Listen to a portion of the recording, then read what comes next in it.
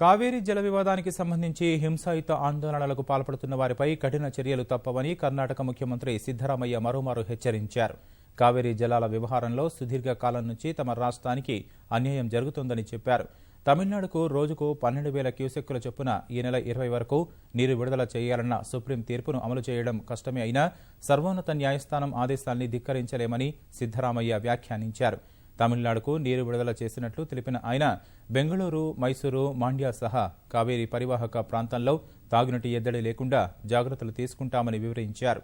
సమస్య పరిష్కారానికి జోక్యం చేసుకోవాలని ప్రధాని కోరినట్లు తెలిపిన కర్ణాటక ముఖ్యమంత్రి బుధవారం మోదీని కలిసే అవకాశం ఉందని చెప్పారు.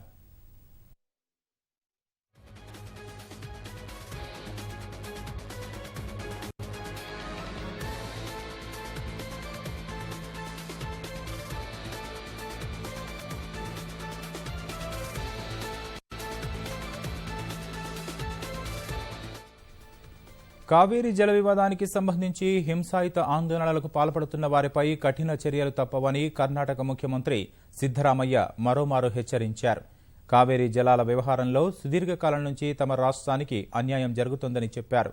తమిళనాడుకు రోజుకు 12,000 క్యూసెక్కుల చొప్పున ఈ నెల 20 వరకు నీరు విడుదల చేయాలన్న సుప్రీం తీర్పును అమలు చేయడం కష్టమే అయినా సర్వోన్నత న్యాయస్థానం ఆదేశాల్ని ధిక్కరించలేమని సిద్ధరామయ్య వ్యాఖ్యానించారు. తమిళనాడుకు నీరు విడుదల చేసినట్లు తెలిపిన ఆయన బెంగళూరు, మైసూరు, మాండ్యా సహా కావేరీ పరివాహక ప్రాంతంలో తాగునీటి ఎద్దడి లేకుండా జాగ్రత్తలు తీసుకుంటామని వివరించారు.